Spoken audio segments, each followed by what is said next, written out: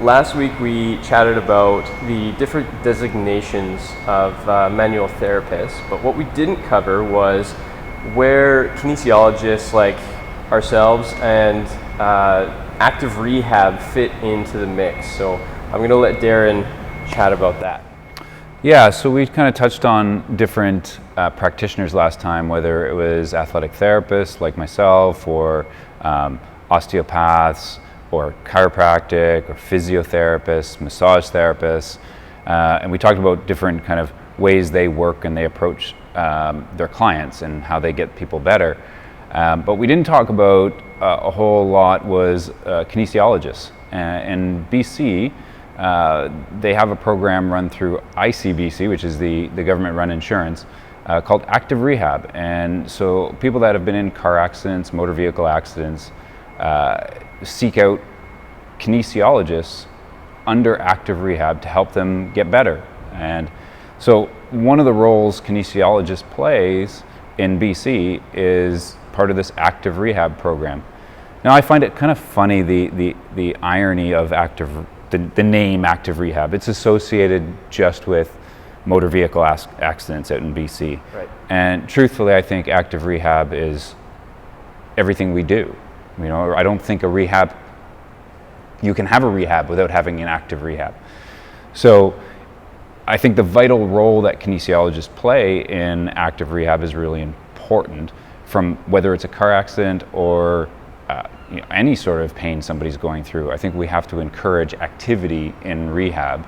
But with regards to specifically kinesiologists working in motor vehicle accidents, kin scope is fairly large. It does encompass the ability to put your hands on people and assess, mobility in their body. Am I correct when I say that? To my understanding, it's provided you have the level of education and training, and there's some gray area there, but provided you've had some level of training and, I guess, coaching on those modalities, on how to assess something, you have the ability to do it as a kin. It's within the scope. So I think this is a huge area we sort of touched on last time, this gray area of therapy where you're getting a mixing of professionals, and I think it's actually really quite exciting to see it's not this hard line between a clinician and then go see a personal trainer or a kinesiologist. I think we're seeing, whether it's physiotherapists, athletic therapists, merging and working on movement, or kinesiologists assessing and recognizing a mobility problem and having a certain amount of tools in their toolbox within their training and skill set to manage those things. So I think there's a huge role to be played for kinesiologists and upping their game with respect to getting their hands on and recognizing these mobility issues and being able to address them, and then directly going and working on software and motor control issues on the gym floor or on the whatever arena of play their clients need to get back to. So we've covered who does active rehab, but what does that actually look like? Truthfully, it doesn't look anything different than anybody else coming in pain. This is the irony of the situation, but it is what it is. So somebody comes in, whether they've been in a motor vehicle accident or they've hurt their knee playing soccer, we address rehab and return to play or return to work exactly the same way. We're going to take the person through a thorough assessment and look at, do they have fundamental human movement competencies? So do they have the ability just to touch toes? Do they have the ability to bend backwards? Can they rotate? And if they don't, what's the hang up? Is there a hardware restriction or block that needs to be treated and to give them access to this movement? And then, do they have a control issue in it? And then further to that, we go, okay, well, what exactly do you want to do? If you want to get back to soccer or hockey, well, some of the capacities and the demands of those sports are going to be much different than, say a stay-at-home mom who's happy just to be able to, take her kids for a walk. And so we have to assess the capacities that are required for a person's return to work or return to play. And so it's a pretty, I don't want to say standardized, but there's certain checks and balances that whether you come in under active rehab or you came in and just with some sort of pain that wasn't from a car accident, we're going to look at it the same way. Yeah. Tell me a little bit about what the difference is, because it's come up a few times of what competency is and what capacity is, and how you differentiate those. Yeah, good question.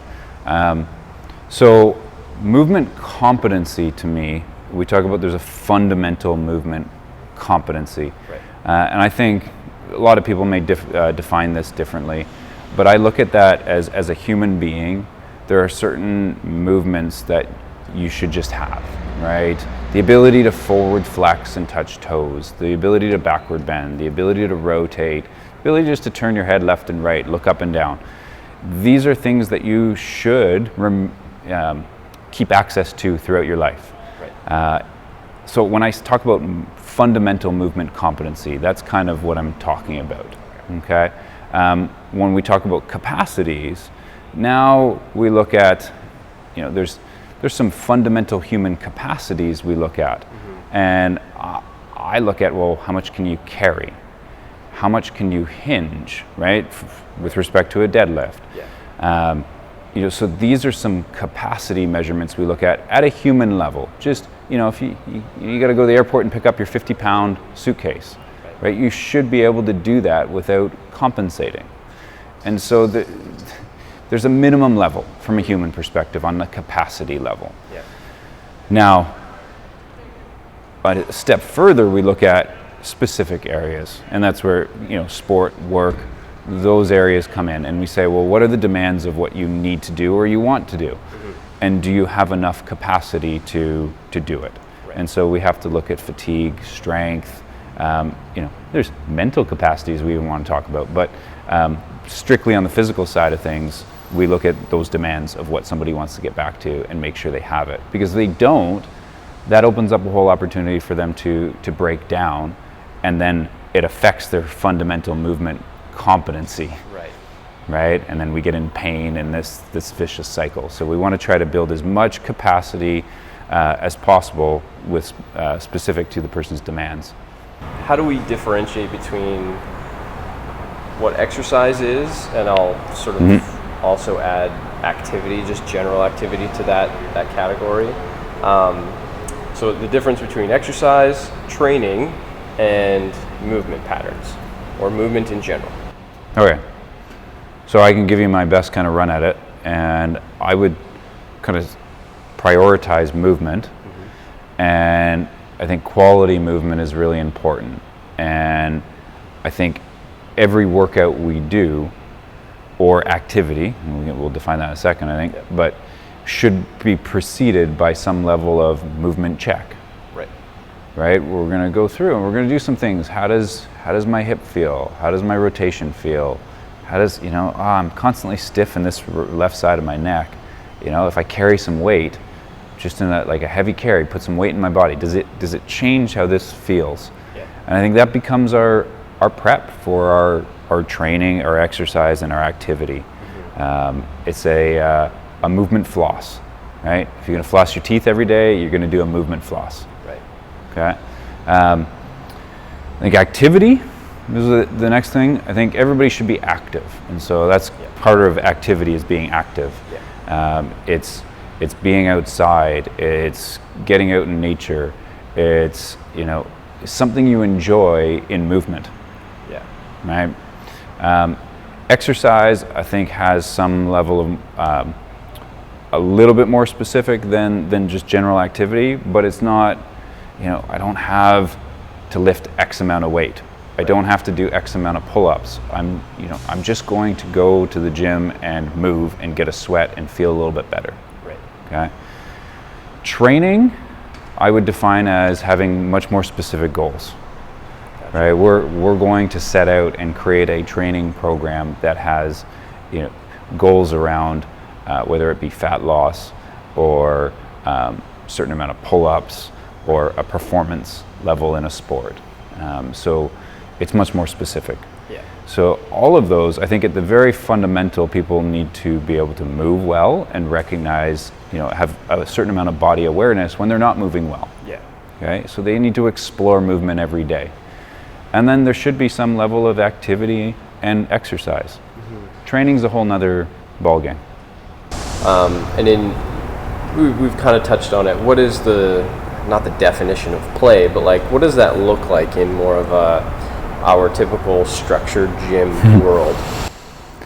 Yeah, and I think this is an interesting area that is, a lot of, I'm open to insight on this, but I'll give you what I kind of think. And there's struggles from a business perspective on, as a gym facility, like, hey, just come and play. Yeah. Well, there has to be some level of structure. People have a day that's all based around structure. They need to come at a certain time. They need to leave at a certain time. And, it's different watching your kids, especially in the summer when, like, hey, there's no school. Have at her. Like, see you when the lights come on the street. Yeah, exactly. Right? So it's different for adults, right? So I think if you can come up with some level of structured, unstructured environment that encourages movement and encourages, to learn through movement or failure of movement. And as you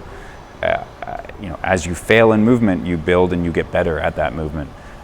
Whether that's, there's ninja gyms that I think do a good job of this. Right. I think, I think you can build in obstacle courses. You can build in, you find ways for people, whether it's like movement flossing we talked about earlier. We find, everybody comes at a different start point of body awareness. And I think if you can encourage that in any way in a structured, unstructured environment, that's what we're trying to get at. Right. I guess the point that I was sort of alluding to with like training age is like you see, or I guess you hear more of it than anything, people that do go to these ninja gyms, they don't do anything else as far as like movement stuff, so it's all play. And again, this may be a different conversation, but like when you only play and you don't build those movement patterns, the competency that you need, you're just playing in the capacity world. This is a great point. Okay, and so what you're seeing with, and I hate to center out ninja gyms, but this could be any gym, right? It's a performance capacity, and like we talked about earlier, a lot of times people come in and they don't have fundamental human competency, right? As a child, you've built up, you should have, outside of, now we're dealing with video games and all sorts of other things, but if you let a child explore movement, they're going to build up some fundamental competencies and capacities, right? If you go to a park and watch the kids, how many of them at ages 6+ can't do monkey bars? Right? Like the majority of kids can get on and hang and do monkey bars. Can the majority of adults come here and hang on a bar and transition from one arm to another? No, they lose that ability. They probably could have done it at some point in time, but they stopped doing it. And so then fast forward, you go, oh, hey, I want to sign up for this ninja gym or our gym. And you come in and it's, hey, you're going to do 20 pull-ups and you're going to swing from this ring to this ring. And it's like, oh, wow, my shoulder hurts now. Well, yeah, because your shoulder now like stops here. It doesn't have this range, and you're asking it to go up there and hang body weight on it. So yes, I agree with you. The idea is to ensure there are these fundamental human competencies and build back to this place where this performance level of play is possible. Right. The awareness piece to play, like. Yeah, I think to answer that, I constantly look at my children and what's their training age. Right. Are they right? So, are they playing? Yeah. I mean, my son jumps off boxes. He does plyometrics. Right. What's his training age? Well, the guy's 4 years old. Right. And he's finding ways to get things done, and his body's adapting and building strength for what he's asking of it. but it's this sort of built-in mechanism that he doesn't overdo it. He finds, like, he rests when he needs to. He kind of takes a break. Like you'll see midday, he kind of like shuts her down for a little bit. He gets hungry, and then he's back at her.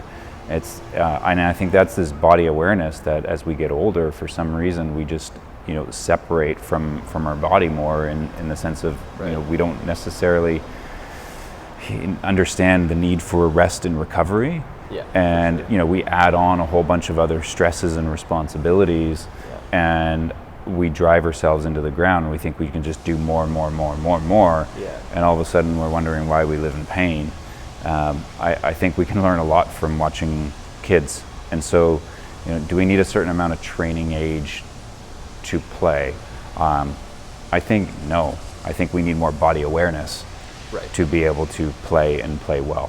Gotcha.